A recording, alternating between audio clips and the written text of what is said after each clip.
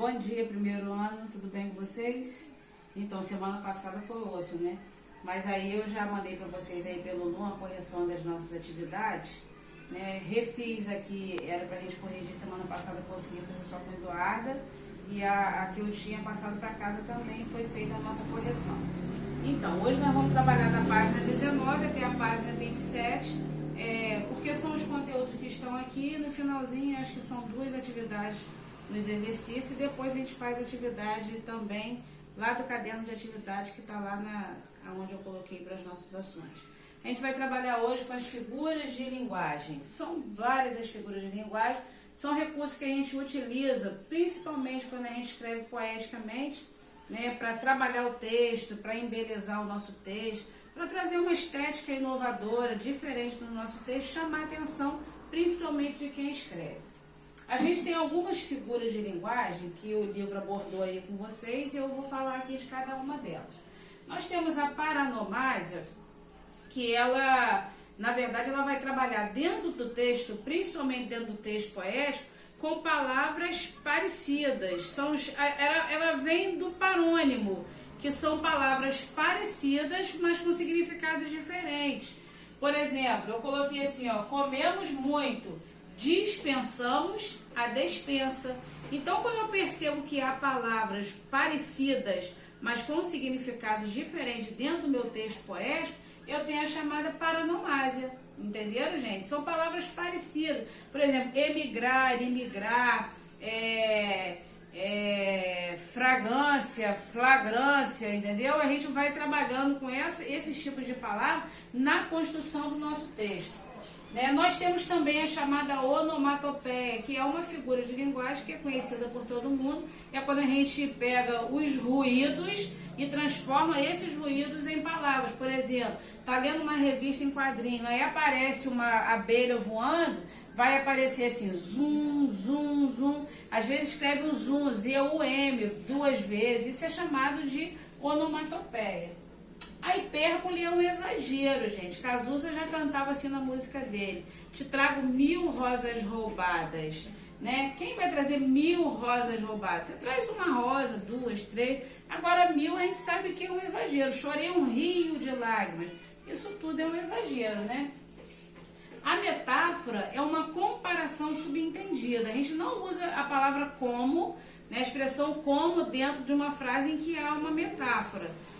Você diz assim, eu coloquei um exemplo aqui, seus olhos são jabuticabas negras, está comparando os seus olhos a uma jabuticaba, mas eu não precisei usar a palavra como.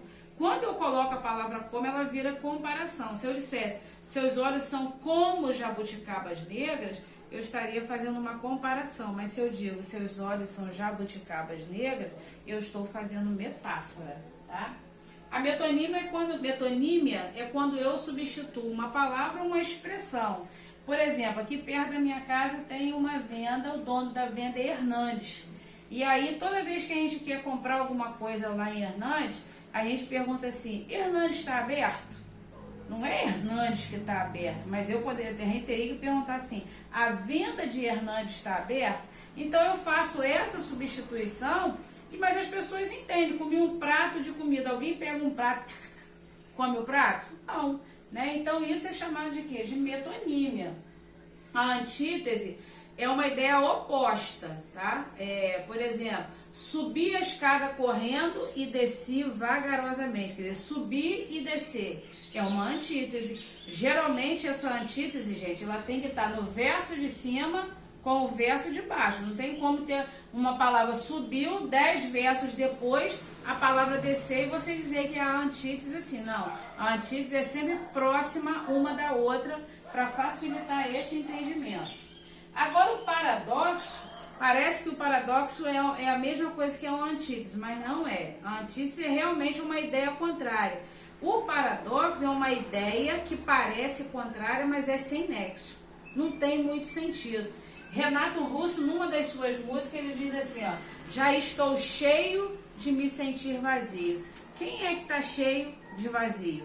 É uma coisa meio que sem sentido, né? Mesmo cheio e vazio, dando ideia de oposição, o contexto da frase parece sem nexo. Então, quando eu tenho, mesmo que uma ideia contrária, mas que não tem muito sentido, isso é um chamado de paradoxo. Eu tenho também, gente, vocês têm no livro de vocês, a chamada intertextualidade. O que é essa intertextualidade? É quando eu tenho um texto que faz referência a outro texto. Por exemplo, um texto que fizeram muitas referências de outros, né? Nele foi a chamada Canção do Exílio de Gonçalves Dias. Minha terra tem palmeiras, onde cantam sabiás, aves que aqui gorjeiam, não gorjeiam como lá. Fizeram várias paródias, várias paráfrases desse texto, desse poema, por isso a gente chama de intertextualidade. Mas, Dedéia, será que a paródia e a paráfrase, elas podem ser chamadas de intertextualidade? Pode, lógico que pode. A paráfrase, ela não está no livro de vocês, mas eu estou abordando isso com vocês. A paráfrase é quando eu reconto uma história, né? Não fujo dessa história com as minhas palavras. Por exemplo, eu quero contar a história do Chapeuzinho Vermelho. Eu vou contar a história do Chapeuzinho Vermelho com as minhas palavras.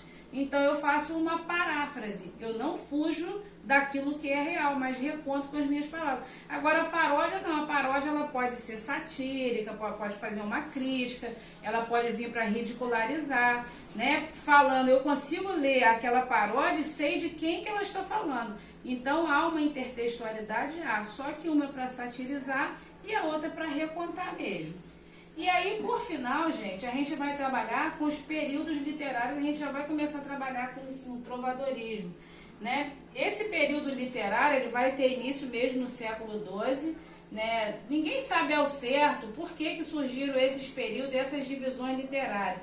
A gente só não pode entender que esse período literário, ele depende do contexto histórico, da história mesmo de mundo. Não tem nada a ver com a história, não. Isso aí foram organizações, pessoas se reuniam, tinham o mesmo gosto, gostariam de falar da mesma temática e foram criando esse período, talvez por causa de uma língua, talvez por causa de tema, talvez por causa de uma organização ou não, e talvez por causa de ideias também. E aí, dentro desse período literário, que vai começar no século XII, a primeira literatura que nós vamos ter é o chamado trovadorismo.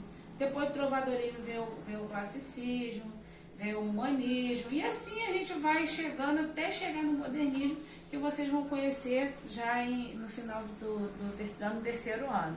Tá bom, pessoal? Esse é o nosso conteúdo, a gente vai tirar as dúvidas pelo Meet, daqui a pouco a gente está junto. Um beijo.